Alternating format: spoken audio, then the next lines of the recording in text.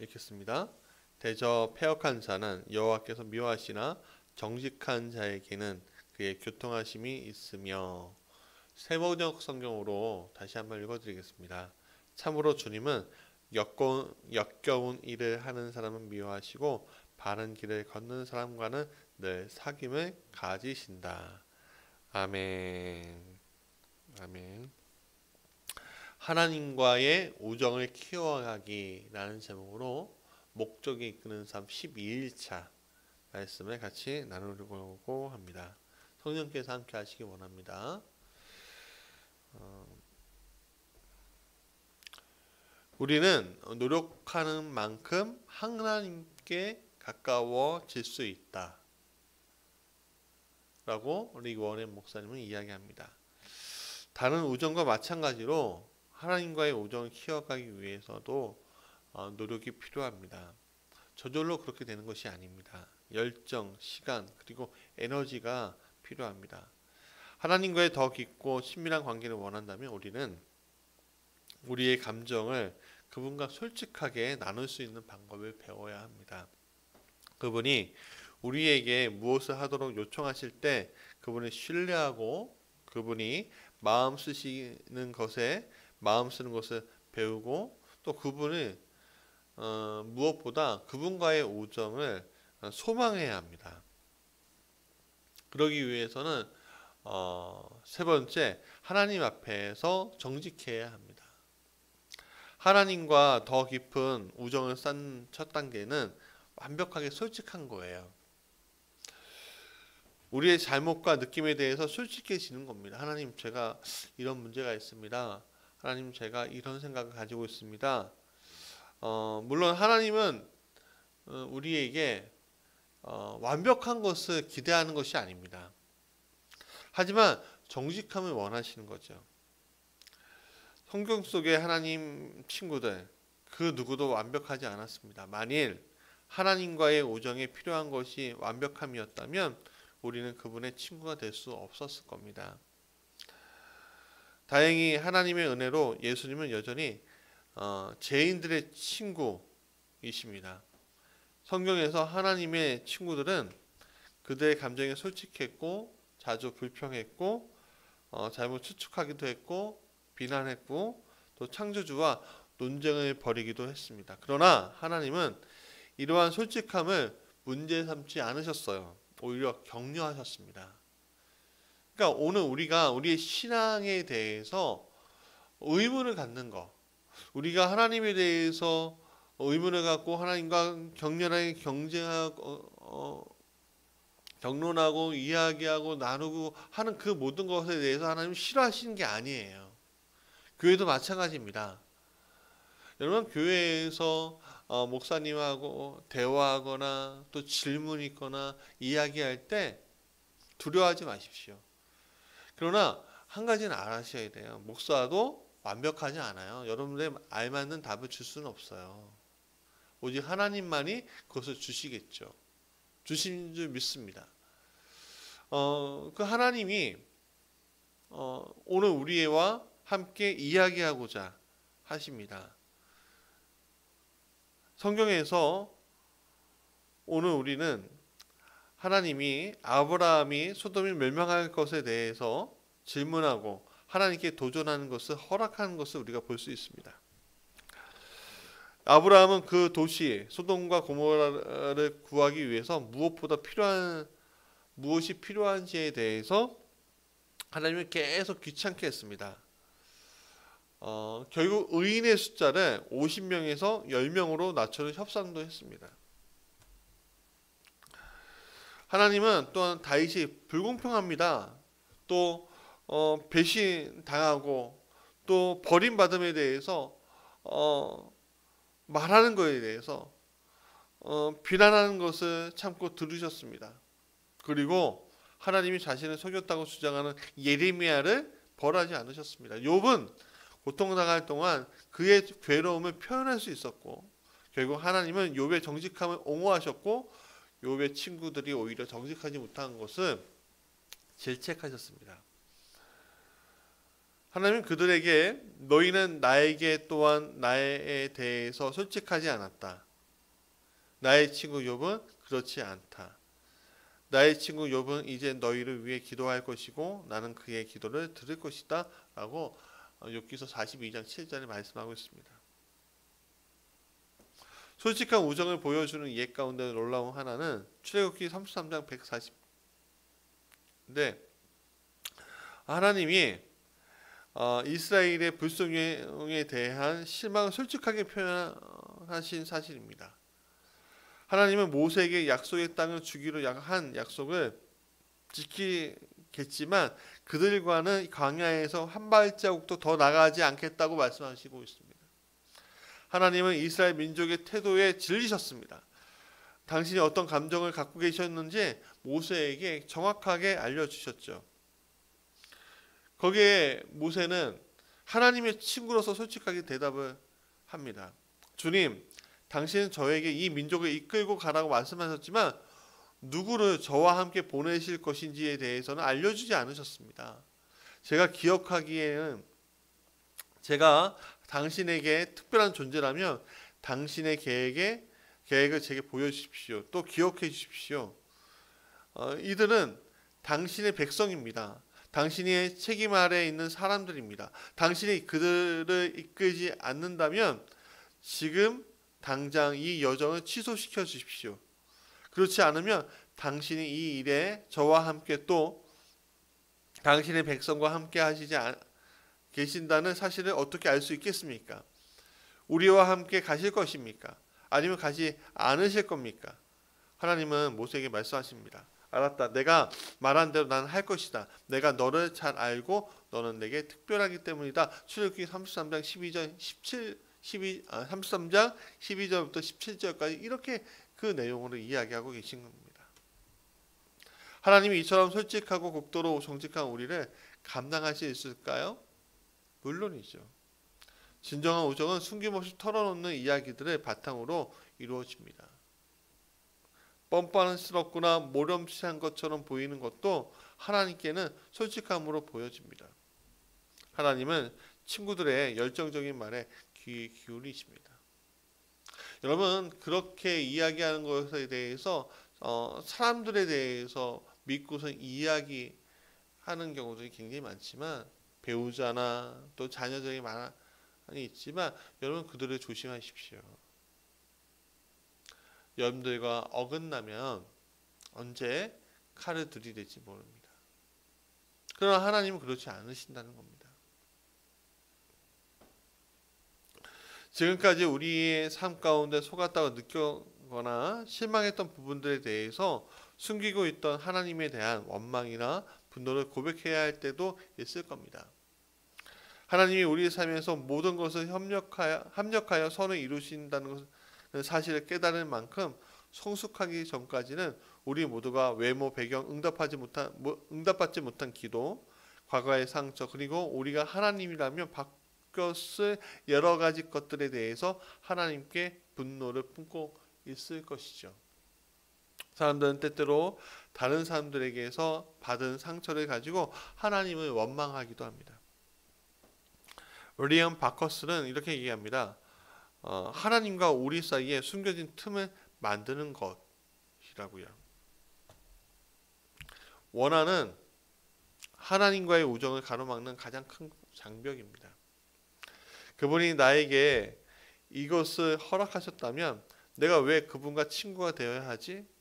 물론 이에 대한 해결책은 우리에게 고통스럽고 이해가 되지 않는 상황이라 할지라도 하나님은 항상 우리에게 가장 좋은 방향으로 일하신다는 것을 우리는 믿는 것입니다.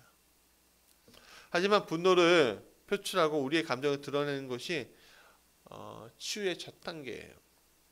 하나님께 느끼는 것을 모두 표현하십시오. 우리가 온전히 솔직하게 하시려고 하나님은 우리에게 놀랍게도 시편의 말씀을 주셨습니다. 시편은 예배 매뉴얼이었습니다. 또 그 안에는 고함도 있었고요. 한탄, 의심, 두려움, 분노, 깊은 열정과 감사와 찬양, 그리고 믿음의 말들이 들어있습니다. 시편에는 우리가 가질 수 있는 모든 감정이 표현되어 있는 것을 보십시오. 다윗과 다른 사람들의 감정적인 고백을 읽으면서 이것이 하나님이 원하시는 예배의 모습이라는 것을 우리는 알아야 합니다. 우리의 감정을 하나도 숨기지 말아야 합니다. 여러분 시편 142편에 다윗과 같이 한번 기도해 보십시오. 내가 원통함을 그 앞에 토하며 내 우환을 그 앞에 진술하는도다. 내 심령이 속으로 상할 때에도 주께서 내 길을 아셨나이다. 하나님의 가장 가까운 친구들인 모세, 다윗, 아브라함, 욥 그리고 의의 사람들이 밀려오는 의심과 싸웠던 적이 있다는 사실을 그 사실을 우리가 보면 우리에게 희망이 있다는 것을 보게 됩니다. 하지만 그들은 그 의심을 상투적이고 종교적인 말로 덮어버리지 않았습니다. 공개적으로 모든 것을 솔직하게 이야기했다는 겁니다. 대중하게 다른 사람들에게 솔직하게 얘기했다는 것이 아니라 하나님께 솔직하게 이야기했다는 겁니다. 의심을 표현하는 것은 때때로 하나님과 한 단계 더 친밀해질 수 있는 첫걸음이 됩니다. 네 번째, 믿음으로 하나님께 순종하는 것을 선택해야 한다는 것입니다.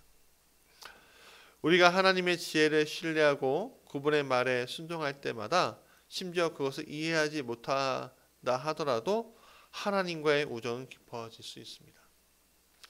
우리는 보통 순종이 우리의 우정의 요소라고 생각하지 않습니다.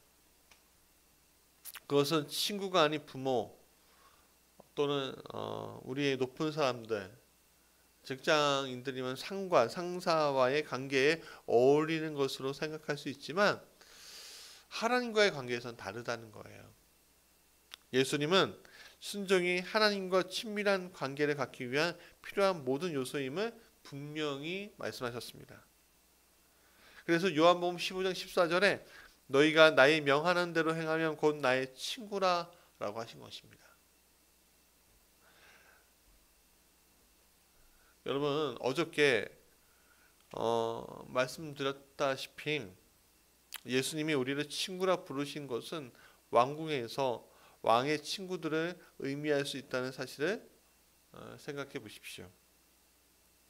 이렇게 친밀하고 가까운 사람들의 특권을 가지고 있는 것은 사실이지만 여전히 그들은 왕에게 속해 있고 그분의 명령에 순종해야 합니다.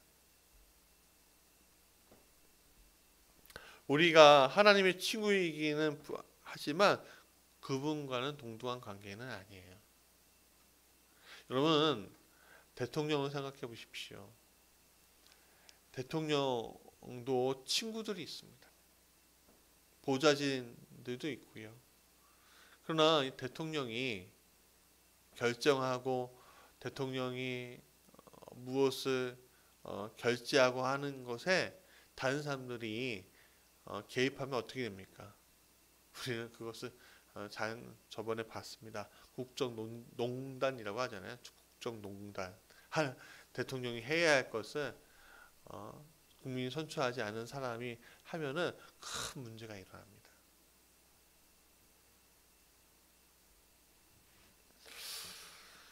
우리가 하나님께 순종하는 것은 의무나 두려움 또는 광요에 의한 것이 아니다라는 사실 잊지 마십시오.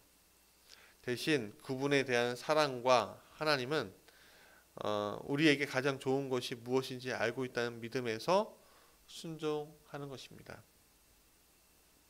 그분이 우리에게 해주신 모든 것에 감사하는 마음으로 그리스도를 따르기 원하는 것이고 우리가 더 가까이 따를수록 하나님과의 우정은 더 깊어지는 것입니다. 그럼 그 우정의 기본이 뭐죠? 사랑하시는 거예요. 우리를 사랑하시되 큰 사랑, 우리가 상상할 수 없는 큰 사랑으로 덮으신다는 거죠. 믿지 않는 사람들은 크리스천들이 의무감이나 죄의식 또는 형벌에 대한 두려움 때문에 순종한다고 생각하지만 사실은 그 반대 아니겠습니까? 우리는 용서받았고 형벌에서 자유로워졌기 때문에 사랑으로 순종합니다. 사랑이 크시기 때문에 우리의 사랑이 생겨날 수 있는 거죠. 그리고 우리가 순종할 수 있고, 그리고 우리가 그 순종을 통해서 기쁨을 가져오게 되는 것이죠. 예수님 말씀하셨습니다. 아버지께서 나를 사랑하신 것 같이 나도 너희를 사랑하였으니 나의 사랑 안에 거하라. 내가 아버지의 계명을 지키며 그의 사랑 안에 거하는 것 같이 너희도 내 계명을 지키면 내 사랑 안에 거하리라. 내가 이것을 너희에게 이름은 내 기쁨이 너희 안에 있어 너희 기쁨을 충만하게 하려 함이라. 라고 요한복음 15장에서 말씀하십니다. 예수님은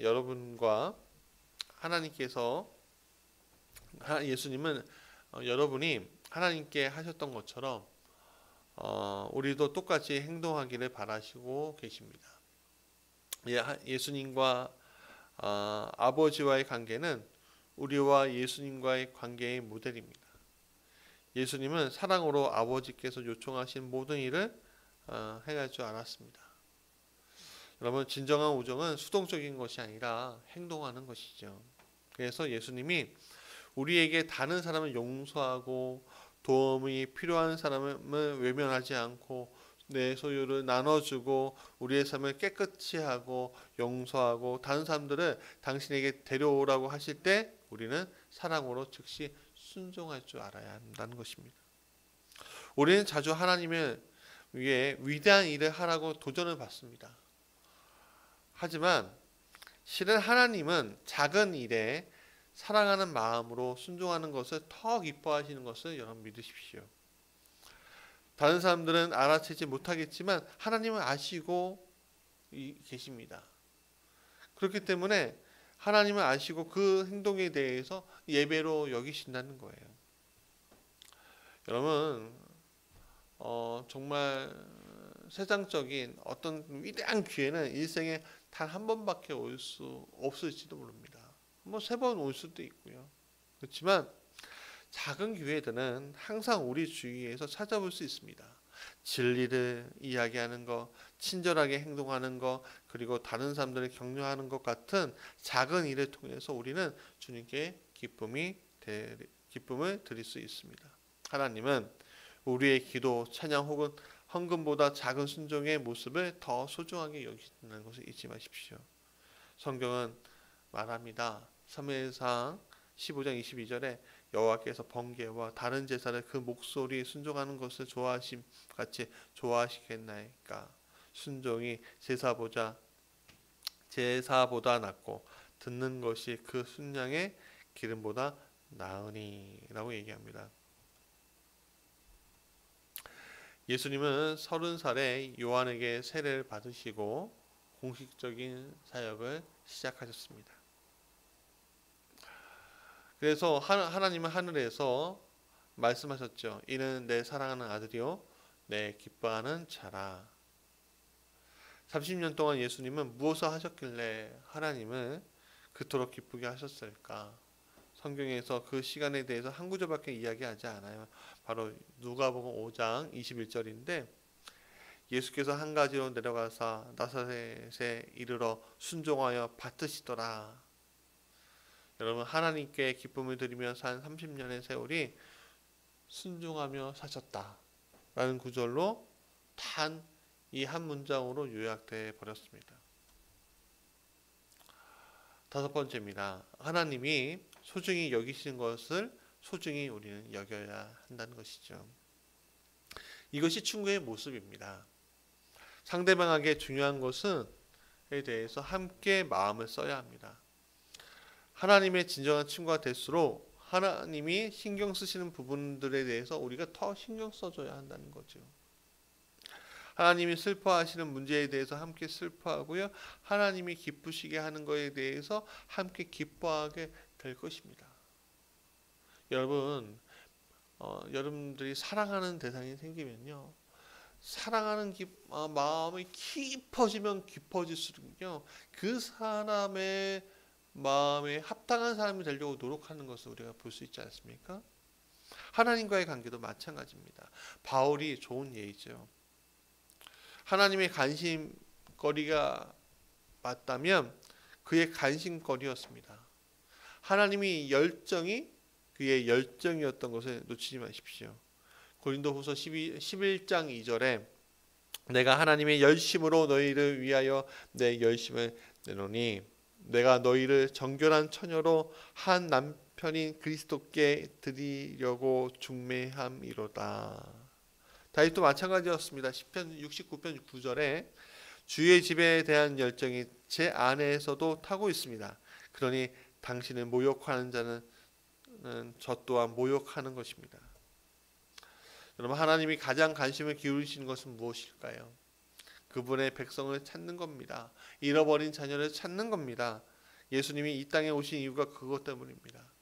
하나님의 마음에 가장 소중한 것이 당신의 아들의 죽음이었을 겁니다.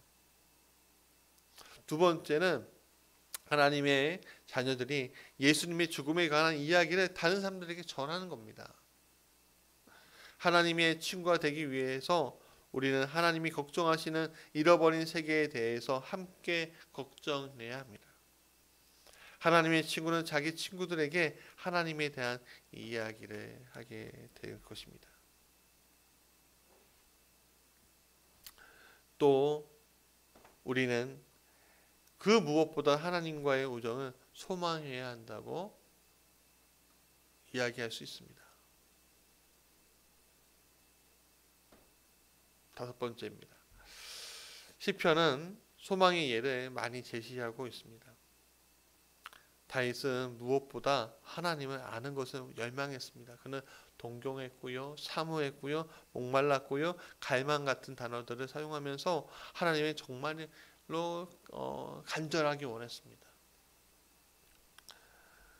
내가 여호와께 청하였던 한 가지 일, 곧 그것을 구하리니 곧 나로 내 생전에 여호와의 집에 거하며 여호와의 아름다운 앙망하며 그 전에서 사모하게 하실 것이라.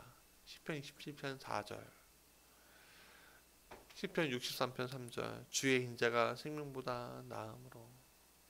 아멘. 야곱은 하나님이 그의 삶에 은혜 베풀어 주실 것을 너무 간절히 원한 나머지 밤새도록 하나님과 흙에서 뒹굴며 씨름했습니다.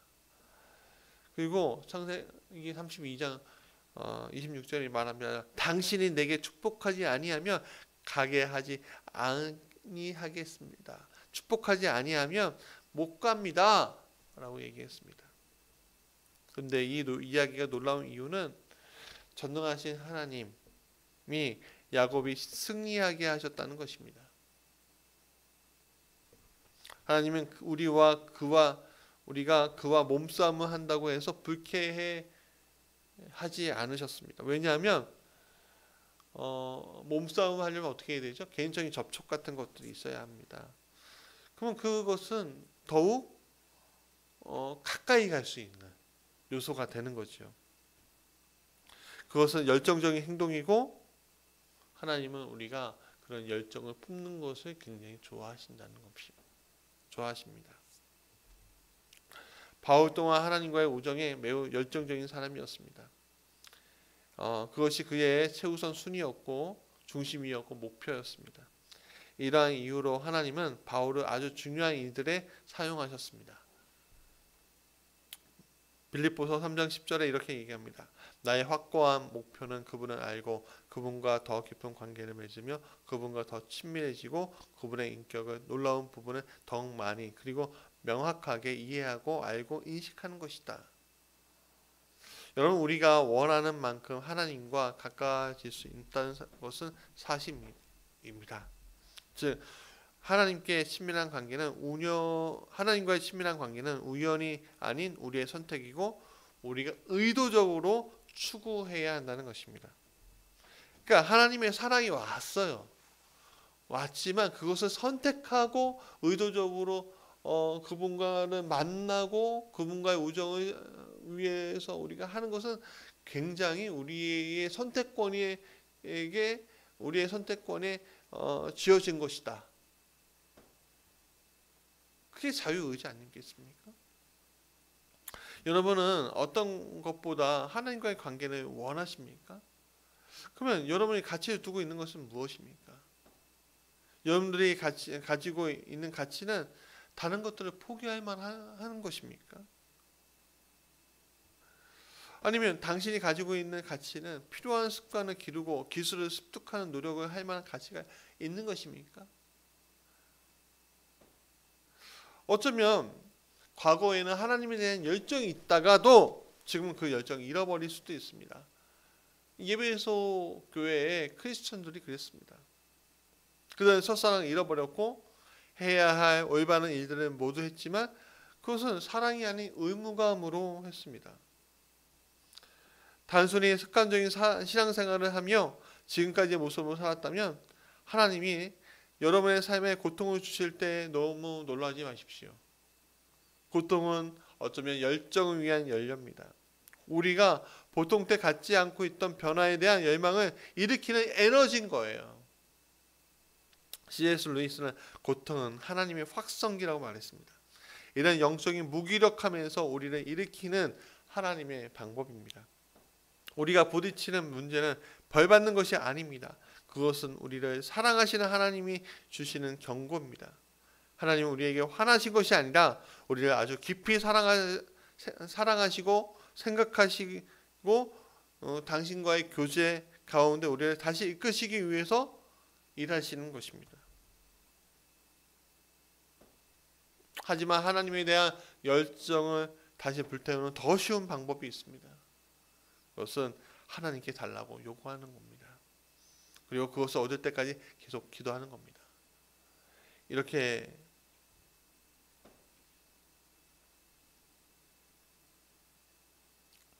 하십시오. 예수님, 그 어떤 것보다 당신을 더 가까이 알기 원합니다. 하나님은 바벨론의 포로들에게 이렇게 말씀하셨습니다. 너희가 전심으로 나를 찾고 또 그 고통은 열정을 위한 연료다. 우리가 보통 때 가지고 있지 않는 변화에 대한 열망을 일으키는 에너지다. 예레미야서 29장 13절에 그래서 너희가 진심으로 찾고 찾으면 나를 만나리라 라고 말씀하시는 겁니다.